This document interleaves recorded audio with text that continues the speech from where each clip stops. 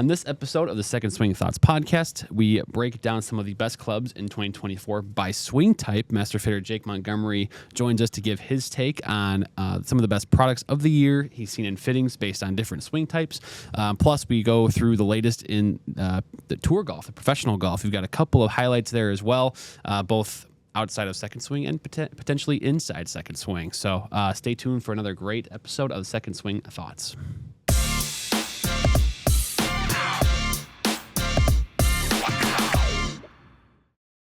Hey golfers, I'm Drew Maholda, Second Swing Golf. I'm back for another episode of Second Swing Thoughts with co-host Sean Bauer. We've got a lot of fun stuff today, Sean. We have, as we mentioned already, Jake Montgomery is going to join us. If you've been following the YouTube channel, you've seen a lot of Jake, fitting manager actually at our Minneapolis store. Tons of great insight, and he's one of the, obviously very sharp when it comes to club fitting and golf clubs. But of course, there's also some fun stuff on tour that took place this week that I know you've wanted to highlight. And then we have a little update from our friend Kevin Kraft as well that we wanted to discuss. And I know all of us here love Kevin. So, great one here coming for sure. Yeah, well, it's just kind of segues us perfectly into the turn. We had the Worldwide Technology Championship this past weekend. Mr. Austin Eckroat picking up the win. Mm-hmm. Pretty remarkable Sunday round. Even bogeyed the 72nd hole and still, won by one.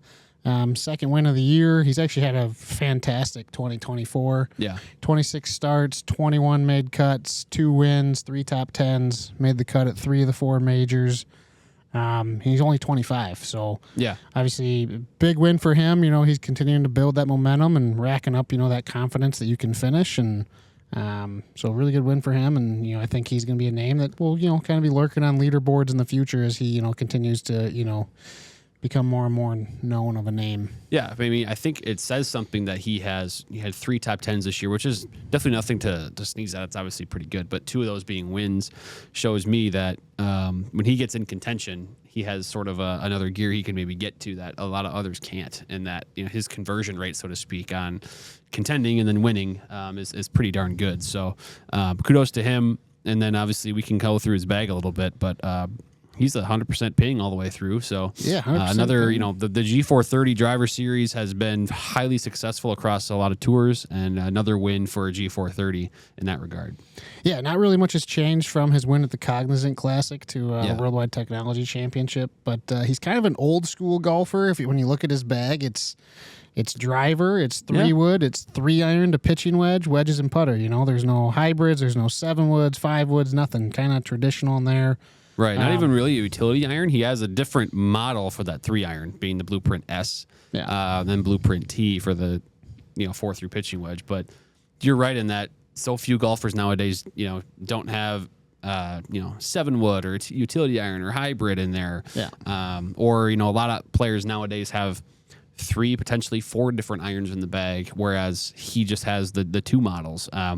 So it is. I guess I didn't think of it that way, but also you see so many players with like multiple wedge models in the bag, and he's got Ping Glide Forge Pro all the way through as well. Yeah, it goes back there, not with the current generation wedge there, but obviously likes the performance of them. And, G430 LST driver, he's playing that down at 8.5 degrees, 10-degree head. But the crazy thing I saw, the course they played, it was pretty forgiving off the tee. He hit 91% of the fairways, and that was still only tied for the 29th best most in accuracy. That's pretty crazy when you're that high. So the course is definitely forgiving off the tee, but it also speaks to how good these guys are. Yeah, because hitting that many fairways, that's difficult to do.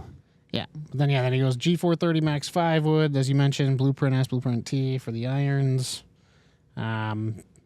Ping Glide Forged Pro, and then he goes putter. This is the only thing that switched from his bag from the February was he had an old Redwood in there, and now he goes to the PLD DZB Custom. So similar style, kind of a slight arc, blade style putter. So similar style, just a little newer model, because I think his Redwood, I think it was like a 2006 release. So yeah, got a little newer technology there. So yeah, that was the big win on the PGA Tour. And then if we go look at the PGA Tour champions, Mr. Bernhard Langer, what a legend guy. Machine. Wins on a walk-off putt on the 18th.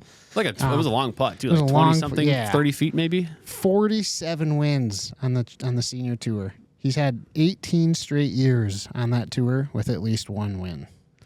Like, that's so impressive. It doesn't make any sense where it's like, obviously this year he was hurt for most of the year.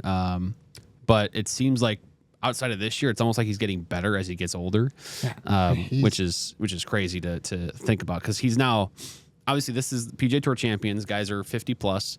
I don't even know how old he is, but he's got to be approaching 70.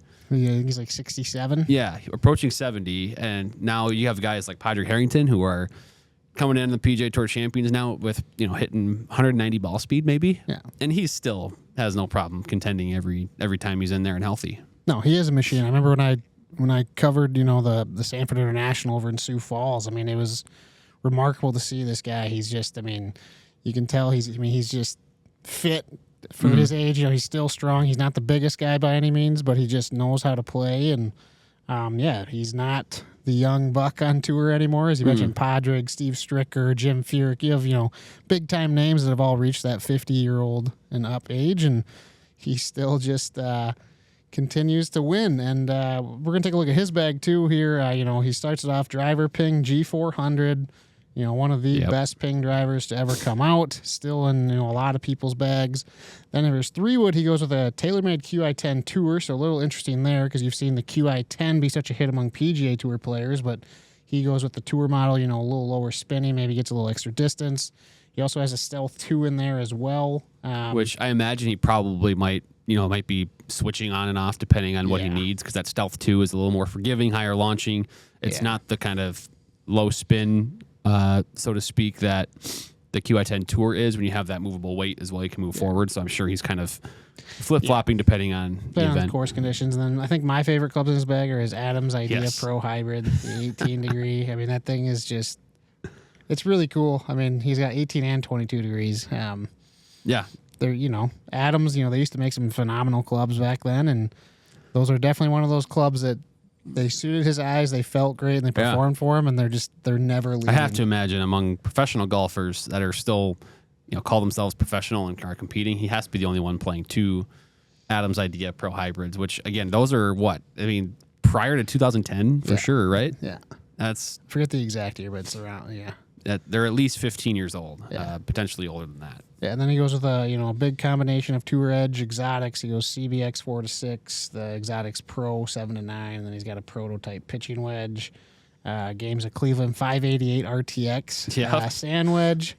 That's another older club there. It's really cool. Has a Vokey 60 degree prototype, and then for his putter goes with a long putter, as he's well known for, but he goes with the Odyssey White Hot 2-ball. So. And I'm looking at this image on the Golf WRX website too. Looks like he's got a unique maybe sight line or something through the 2-ball. So again, clearly a man who is kind of particular about his equipment, but also in the same sense it has no problem using something older that's comfortable as well. Yeah, I think I saw like a soundbite from him. Someone was asking him like, what's the best club in his bag or favorite club, and he's made a comment. He's like, well, I don't have any favorites because that means I wouldn't like the others or something like that. So that kind of speaks to that being very particular and like all. But anyways, he's winning on the Champions Tour, and speaking of the Champions Tour, there might be Mr. Kevin Kraft maybe could be competing there soon. Yeah, so this is exciting, and we're actually, as we're recording right now, he would have teed off about a half hour ago for his first round of PGA Tour Champions Q School, the first stage. A couple years ago, he actually made it to the final stage, which takes place in Scottsdale in December. So he's teeing off now, and he did actually post on his own personal account kind of a what's in the bag update that we can kind of relay to the people here. But because we know with him, sometimes things change quite a bit. But everything pretty much is the same from what you guys have heard most recently. Still playing that Dark Speed X driver with the Auto Flex shaft. I think last we had heard he had swapped out the Burner Mini driver for a Dark Speed LS 3-wood. Yeah, he is playing the Dark Speed LS 3-wood this week. Yeah, I think he'd taken it out just due to the conditions out at the U.S. Senior Open. For him, it's kind of it's similar to Bernhard Langer in that there's 2 different options there for him. So he's playing, at least he told us, the Dark Speed LS 3-wood. He's got the King Tech hybrids, 2 and 4 hybrid, and then he switched irons. So in the past, he was playing, the Forge Tech 5 iron. I think it was 6, 7 were the King Tour CBs, and then the MBs from 8 to pitching wedge, or maybe 8 to gap wedge. Now he's playing the King Tours, the new black finish, from 5 through gap. So basically one set all the way through. He mentioned he wanted a little bit more forgiveness there, and then with his wedges still has the milled grind 4s, kind of a sand wedge and a lob wedge, and then still sticking with the same putter, that Tri-Hot, I think a Model 7 model, I believe it is, that he has played now for almost, I think, over a year. Yeah, so, that might be the biggest surprise right there. Yeah. He for a while it was kind of the running joke. I think he said in 2023 he tested or played 12 different putters before settling on this one, and now he's been playing it for a year. So kudos to him. So we'll be following along. We'll provide updates with him, and obviously we'll catch up with him as well after he competes, regardless of how it goes for him, and we'll get the firsthand, testimony on how things went. But pretty exciting for him. And again, I think we both know he's got the game for it for sure. Oh yeah, good luck, Kevin. We'll be rooting for you. Let's move into our main topic of the day. Best clubs of 2024. We have plenty of lists of them. I know a few weeks ago we did one with Tyler Fitzel where it was by handicap. So we thought, well, how can we dive deeper into that? Because just handicaps. There's so many different swing types within that range. So that's one of the reasons why we wanted to get Jake's opinions is kind of by the swing type of the player, because you can be a scratch handicap and still, have a big miss one way. Right. So what clubs kind of suit that? And yeah, that's really cool. That I think there's that's the nuance here is when we've done, best clubs of 2024, maybe it's just Kevin giving his take on the best driver. Well, there's so many different swing tendencies out there that Kevin's best driver, from what he's seen in maybe a few fittings, is not going to be the same as what a player that slices the ball a ton or hits down on the ball a ton will need. So cool to do it this way, just kind of giving a different perspective on things for sure. So great conversation with Jake.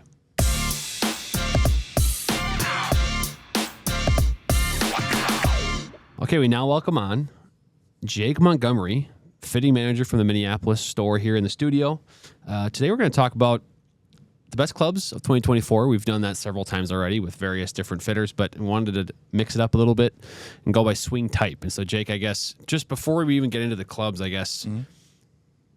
know a big piece of the second swing fitting process is making sure that we can fit clubs to anybody, because there's, for as many fittings as you have in a day, you're going to have that many different swings. So I guess this is a fluid list, but how important is it really to understand that, when we do these content pieces, these lists, it's fluid because, everybody's swing is different. How important is that for you, and how much do you see that in fittings? Yeah, it's extremely important. I'm going to speak in kind of generalizations here. Yeah. There is not one club that is going to fix one problem. The way that someone delivers the club, their path, their face angle, attack angle, dynamic loft, it's all going to be different. I always kind of say golf swing is like a fingerprint.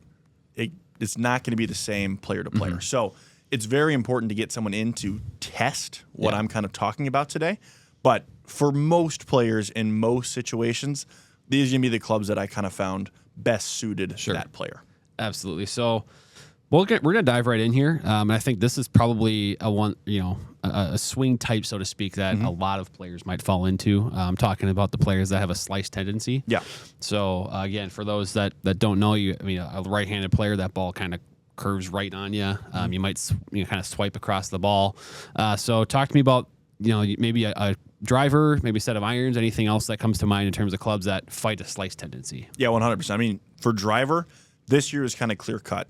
Callaway AI Smoke Max D was a phenomenal performer. Really? That club face, you're able to get real shut in that draw position. You can even add a couple degrees of loft to kind of get it even more upright. But I saw that driver take people's dispersion from 80 feet left or 80 feet to the right to 20, and hitting far more fairways where their face angle might start at, let's say, 5-6 degrees open, get it down to 1 or 2, where the weighting of that club, the face angle on it, just really encourages them to shut that face up, which can really help kind of offline dispersion with that. So that's kind of the way, with those, there's draw bias drivers out there.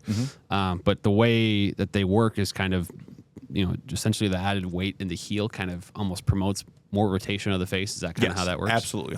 100%. Okay, interesting. So, and then is there irons that work that way? I know, I guess with with irons a slice per se, or push is not as pronounced with driver. But is there an iron set maybe that comes to mind, or even fairway wood or hybrid? Funny enough, it actually is the Callaway Paradigm AI Smoke irons as well. It is. For players that I had really coming over the top, I'm talking 10, 11 degrees across their body. The AI Smoke irons really manage that spin rate well, because the number one problem for a player like that is they just generate so much excess spin in their irons that they lose all their distance. Right. All the energy goes vertical and not lateral. So those irons really help kind of manage launch angle, kept it down. Spinner is very controlled, and they didn't lose a whole ton of ball speed there. Now, you can't add as much draw bias with an iron as you can with the driver. So if you miss right with an iron, there's not as much technology to help you there. But with the weighting of that club, it makes it a little bit more forgiving as well. It's, again, not going to fix the right miss, but it'll help a lot, kind of the symptoms of an across path, and kind of maintain the distance for you. Interesting. Okay, yeah, because that does make sense. Just the way the iron is built, there's I guess a little bit less that you can do with engineering a club that it still is an iron. 100%. I mean, you can take it more upright, change line angle a little bit to kind of help a start line.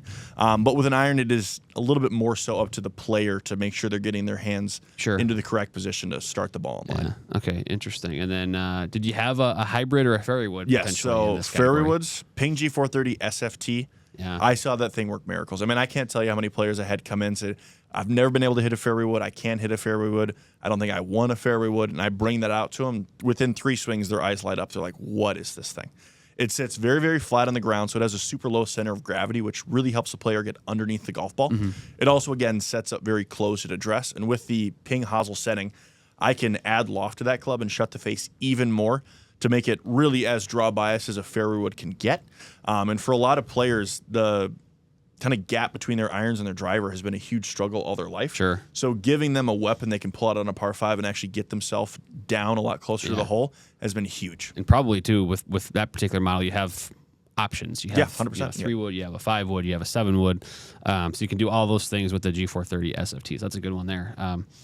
Sweet. Let's move on to a different swing type here. I've got a couple categories here that are kind of based on speed, but I know there's, they almost are very dramatically different fittings as well. So we're going to start with a slower swing speed or maybe moderate swing speed. So, the player with driver that might be swinging at 80 or even lower or slower miles an hour. Yep. Is there a particular club? Let's start with driver, a particular club for that player. So I would say for the kind of ultra low swing speeds, the Ping G430 HL models in either the SFT or in the Max have been really, really good. 35 or 40 gram shaft in there, lighter weight in the head itself, just makes the overall club a lot lighter, a lot easier to move through transition. I saw players gaining 10, 15, sometimes 20 yards of carry switching from their old driver. Now, a lot of that has to do with what they were currently playing. Right. But I mean, sometimes you take a guy from a 9-degree stiff flex into a senior flex 12-degree, and they can gain 20 yards of carry just from the driver alone. Right. I will vouch for that. My wife plays the G430 HL with kind of a ladies build to it, and it's worked wonders for her. So I will vouch for that one. Into the irons, is there an iron set in the kind of for a slow swing speed player that? Yes. So this is one category where I can pretty distinctly say the Mizuno 923 Hot Metal HL was by far the best performer for a slower swinger with an iron. It launched the ball really high, it maintained spin, but it didn't lose ball speed. So, I mean, you had the height, you had the stopping power, but you weren't sacrificing distance because of that. I have a lot of players come in where they're telling me they're looking to stop the ball a lot faster, but sometimes you have to lose 10 yards of carry in order to do that, to achieve that landing angle. With the Mizuno, there really was no compromise. You still had the distance, but the land angle sometimes went from 35 all the way up to 42, which to players out there, they might not quite know what that number means, but I'm talking 5, 10, 15 feet of stopping power when they're landing on the green, whereas traditionally they see that ball land next to the pin, they thought it hit a great shot, and it rolls all the way to the back fringe. Now it's going to check up a lot faster. Yeah, I think the iron one in particular is kind of just the way lofts have changed. To see, I think Mizuno kind of led the charge here in the sense of having an HL option in the iron line, and now the last couple of years you've seen that option from the Callaways, the TaylorMades. You see other brands kind of taking, that page out of the playbook and bringing it to their lineup. And so there's a reason that it's successful. It works for players that maybe need some more speed, some more lift of the golf ball. And so any fairway woods or hybrids here that you're thinking of as well for slow swingers? So I'm going back to Ping again. Ping 917 wood. Those clubs have been great transition clubs out of the iron set where hybrids are good, but sometimes we need a little bit more launch than those with a slower swinger. Again, in that HL build, lighter weight, lighter shaft, I've seen tremendous peak height gains, which then leads to carry and total distance with those clubs. Been a huge fan of them this year. It's actually kind of a segue into the YouTube content. We filmed a 9-wood G430 9-wood versus a G435 hybrid video. Some fascinating results, if I recall, when we filmed that. So that's stay tuned to the channel for that coming soon. All right, so now I wanted to kind of flip the script here. So we've talked about slow swing speeds. Now we're gonna go to the other end of the spectrum. These are fast swing speeds, and not always better players. I would say there's kind of maybe a correlation where faster swing speed could be a better player, but not always. So in terms of fast swing speeds, is there a driver in mind that you lean to in this particular scenario? Absolutely. When I see a player warming up and they're swinging their 7-iron over 100 miles an hour, the first club we're going to try is going to be a GT. Whether it's a GT3 or a GT2, I'll kind of see where their launch and spin are with their gamer. But they have just been tremendous with high swing speed players. Spin stays very in control. They don't see a ton of offline dispersion, especially with the GT2 at their swing speeds, just with that little bit more forgiving head. And it also helps that it has one of the firmest faces on the market, so I know that it's going to hold up to kind of the abuse they're going to put on that thing as they're swinging. And then Titleist also offers a ton of different shaft options for a higher swing speed elite player as well. So there's just a multitude of ways we can go with weighting, shaft, settings for a higher speed player. I guess I didn't think of it from that perspective, but those are the things you're in a fitting, and I know the for second swing, kind of the process begins with sort of that interview piece where you're kind of talking to the player, what they're looking for out of the fitting, gaining some information about their game, and then within that, they're hitting and warming up with their gamer 7-iron in most instances, and right away in this particular, you talked about seeing someone swinging 100 miles an hour, and right away, this is going to be a unique fitting because if someone's swinging that fast. And then you even thought of the variety of options that come with Titleist. Yes. In addition to all the shaft options you mentioned, a multitude there. There's also the Surefoot hosel, which is a little bit more friendly, so to speak, for the fitters, and that there's all those options too. So again, just another layer of like right away that's like your instinct is just like to think of those things. It's also kind of fun to hear that perspective. Irons now. Irons are always interesting because there's multiple categories of the irons. So I don't know how far you want to dive into the irons in particular here, but for a fast swinger, is there an iron set that has really helped those players? Yeah, so there's kind of two routes I'd go with this. They're a more consistent ball striker. Blueprint S has been really, really good. It manages their spin rate really well in a more player's profile. So the harder you swing, generally the faster, the more you're going to spin the golf ball, which can cause some peak height issues. Maybe too much of a descent angle, playing on a windy day, it gets kind of out of control. So I found Blueprint S really helps control that spin rate and give consistent carry numbers. If you're looking for a little more forgiveness, but you still have a lot of speed, the Mizuno Forged 923 has been really, really good. It's a lot lower launching iron than a lot of other options out there, which, again, at your speed, you're generating a lot of height kind of no matter what we're hitting. So that's helping manage the land angle and the spin while still offering a little bit more forgiveness than a traditional kind of tour iron. Sure. Yeah. The JPX 923 Forged. It's actually fascinating. That's it's one of our kind of hot buys for the holiday season. And you're right about the way they're able to make it feel like the classic muscle back Mizuno blades, but still have that kind of performance packed in there where there's some distance, there's some kind of forgiveness as well. Really good for Mizuno, so a couple great options there. I do have one other underrated item. Okay, I want to hear that. A lot of players with a ton of speed, 3-woods for them, they're kind of useless. They go almost as far as their driver. They're hitting it 300 plus yards. There's not a huge spot in the bag for that. Go back to Ping again. Ping 2 hybrid. Phenomenal club. Hybrid. Yes, 100%. Interesting. Okay. They can swing it a little bit more like an iron, so they can flight it a little bit lower. Spin rate on them is a little bit higher, I find, without getting too out of control, so they can control the distance a little better. And it generally falls more into that kind of 270 to 290 range, which they'll have a lot more gaps out there in that range versus 300 plus. That is fascinating. I would have never guessed 2 hybrid. How did you? I guess I'm just trying to think of. You're in a fitting with one of these players. Is that just something you just tried on a whim one time and it really worked, or how'd that come about? So actually, one of our sales manager, is now a fitter over at Second Swing Minnetonka, Travis Lamberton. He is a very high swing speed player. Yep, I'm talking I'm ball familiar with speeds in his the speeds, 185, 195 range. He's had a Ping 2 hybrid in his bag for quite a while. I'll never forget Pioneer Creek, hole number 16. It's about 285 to the front of the green.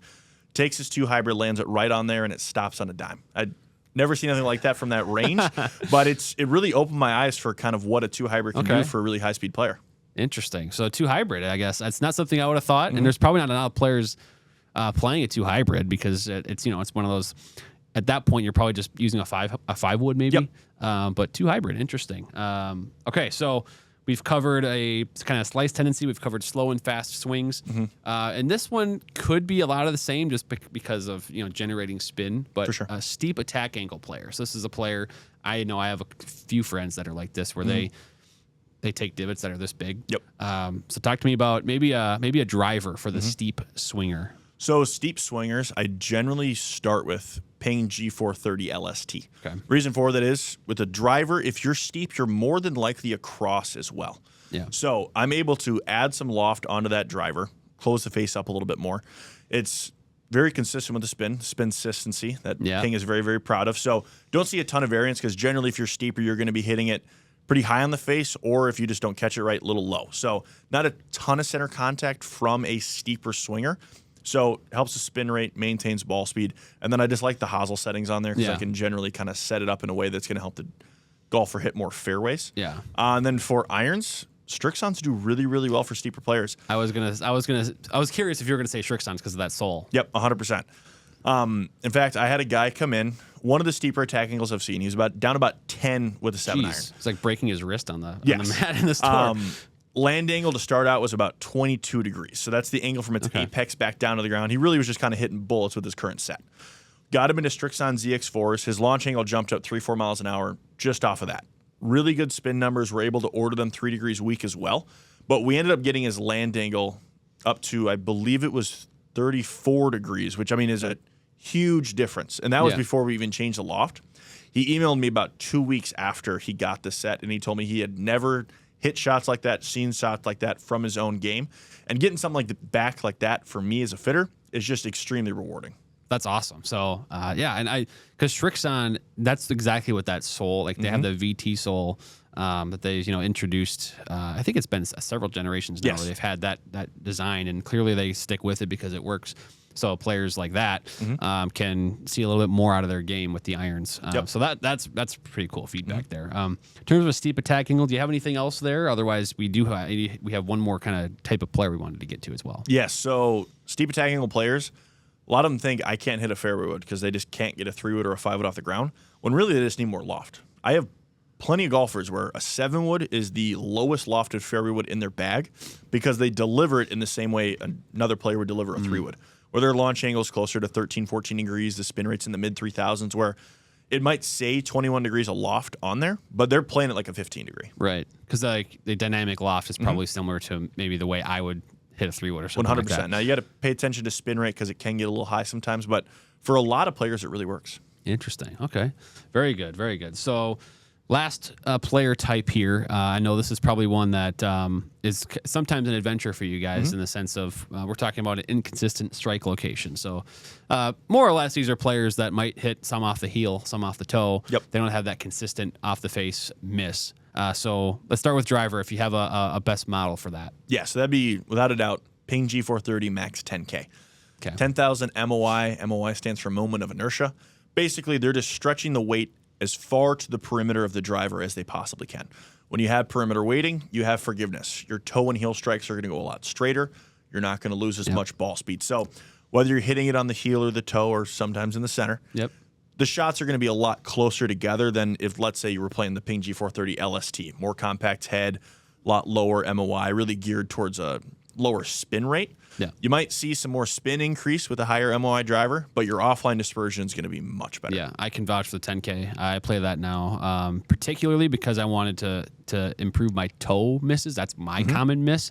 But my overall distance average has improved using, I got the Arcos Caddy app where it kind of gives your distances. My average driver distance went up 4 yards this year, which I appreciate that from the 10K. So, really good on the 10K. iron model, or perhaps even fairway or hybrid for the inconsistent strike locations? Yes, I mean, I've said Ping a lot today. I'm going to say it again. Ping G430 irons. I mean, they are just flat out, if you want forgiveness, you can't beat them. As strong lofted as they are, they still launch very, very well. They spin well. When I first heard the loft on the 7 They're iron, going to be stronger. I was a little apprehensive at first just because I was thinking, I don't know how high this thing's Yeah. actually going to go. But time and time again, they surprise me with how high of a launch angle they're able to achieve, just as far as weighting goes, with putting it lower, putting it on the heel and the toe, really increasing that land angle while having a stronger loft that's going to produce the ball speed. Yeah, interesting. Yeah, G430 has been a common theme in this entire segment here, so 100%. kudos to Ping for the G430s. Any other clubs for the inconsistent strike locations, or not really? I would say a new one. I haven't had a chance to test it too much, but the AI 300 from Callaway. Oh, It's yeah, been that is a pretty new one, very so- forgiving iron. Okay. And it looks more like a player's iron than a lot of game improvement clubs do, where I might hand someone a G430 or a QI, and then I hand them that AI 300, and they ask me, is this still just as forgiving as the other two? And the answer is yes, but it's in a much more compact package. They've also built it. I think it's a fully forged club now. Yes, whereas 100%, these are, so it offers a little better feel the as well. Yeah, whereas the other game improvement irons, most if not all of them are kind of the cast Yep.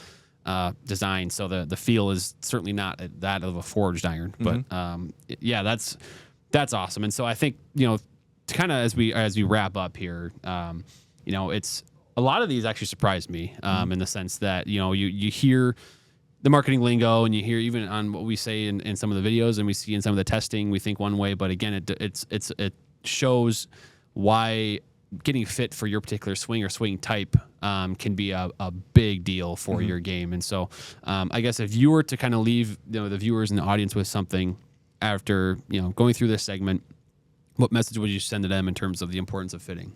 I would just say, you see the hot list, you see the YouTube videos. Yeah. Come in and try the clubs for yourself. You never know what's really going to work best for a player until you get it in their hands. We can always make recommendations, and we're going to be pretty dang close. But, I mean, there have been countless times where I'll grab a club that I think it might work, and it's by far the best option we've tried, where contact all of a sudden gets right in the center, launch and spinner exactly where we want it to be. Every player needs to get fit so they know they're in the right clubs. You can get a recommendation and buy something off the rack. It'll be pretty close. But if you really want to fine-tune your game, there's really no other route to go. Right. There's no question marks, no possibility. There's no second guessing in your brain when you're on the golf course thinking, oh, is this what I should be hitting right now? And then, of course, the 30-day play guarantee as well that we offer where, if you get fit for a club or clubs, you have 30 days to go play with them. Whether it's a set of irons or a driver, you can see that ball fly, see how it feels out on the golf course from actual grass. And if you're, for whatever reason, something's a little bit off, we can make the change necessary there. 100%. So Jake, thanks for joining, man. This was awesome to get your insight here, some unique findings, but again, kind of cool to look at that perspective of best clubs by swing type. So thanks for your time today. Absolutely. It's been fun.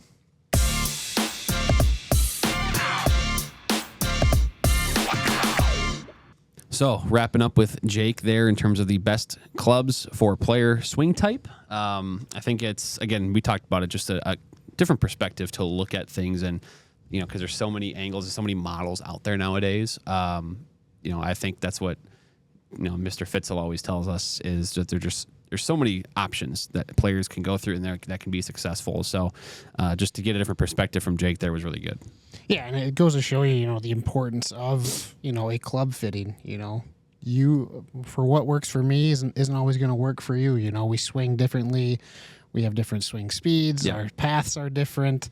Everything's different. So, getting fit for your clubs is obviously the best way to get something optimized for your swing. With second swing, it's really nice because, you'll get fitting comes free with a new club or even used clubs, whatever you're looking for. So, can't stress the importance enough of getting fit coming from someone who got fit for clubs for the very first time this year. So, it helps a lot. I mean, I remember when I first got fit, it was about 5 years ago now. Definitely a big deal for sure. I actually had a set that was completely wrong for me at the time. So, all right. So moving forward, we wanted to bring up a couple of things in terms of the YouTube channel. Live at lunch this week is going to be a good one. Last week we went on with Mr. Fitzel, tested some of the best kind of drivers from the past few years that he thought were the most successful and have still been successful in used driver fittings. We're going to do the same thing with irons this week. So we got a couple. I think there's, people can probably guess on some of these models that we're going to test. But look forward to that as well.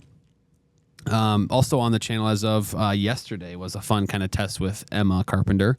We tested basically just a quick head-to-head on loft. So a 9-degree driver versus an 11-degree driver, what the differences are, why driver loft matters. So tons of content like that coming, of course. Of course, subscribe to the channel for all the insights and a bunch of more fun stuff coming. Yeah, and on the Second Swing side, we launched our Players Account loyalty program last week. If you need any more information about that, feel free to reach out to us. But essentially, it allows you to kind of share what's in your bag and your player profile on secondswing.com, and then you can set alerts for certain products, anything like that. But then there's ways you can earn points, through a variety of ways. The more points you earn, you can save, more on stuff from Second Swing. And then we also launched our holiday golf gift guide. The holiday season is right around the corner. I mean, we're about 2 weeks from Thanksgiving, about 6-7 weeks from Christmas and the holiday season. So make sure you take a look at that. It's got everything for you from, clubs all the way down to stocking stuffers. It's got, some great featured items for, every kind of golfer, no matter what you're looking for, juniors, women, lefties, seniors, there's something for everyone. And it's just a nice, easy spot to go and look and, find stuff in one simple spot rather than having to, search all over. So make sure you go check out the holiday golf gift guide, and that'll lead us into, we'll move into Second Swing finds here. Drew and I, every week we find, a couple clubs or, a club or two that we, just think is cool, unique, something that stands out about it. Hopefully you guys have enjoyed it, and I know we certainly do, and we'll let Drew take the honors here first. Yeah, so this is a fun one. This is actually kind of a collectible, so to speak, on a coworker's desk nearby. So it's been it's kind of a fun one to look at and discuss where it came from. So this is a Nike Ignite driver head. And by the way, obviously this is, if you're listening via audio only, you'll have to find the YouTube link for this and then kind of scroll to the end to see some of the visuals here. But this is a Nike Ignite driver head. So Nike Ignite was kind of the early 2000s. It is built for Tiger Woods, and I guess we're very confident that it was. Obviously, Larry Bobka previously built clubs for Tiger. Larry's now a fitter at Second Swing, and he kind of looked at it and said he was very confident that this was at one point built for Tiger. So the thing that kind of told Larry that this was something built for Tiger was kind of the vertical sort of scratching or etching, so to speak, on the face with the going against the grain of the grooves there. And then also on the hosel, there is a TW stamp as well. So plus there's a bunch of lead tape kind of around the backside here for some added perimeter weighting, it looks like, for Tiger. So very cool to see something like this. So this is not something that's online, not for sale on secondswing.com, but just another one of those cool finds that is kind of around the office here at Second Swing. Yeah, absolutely. Well, I got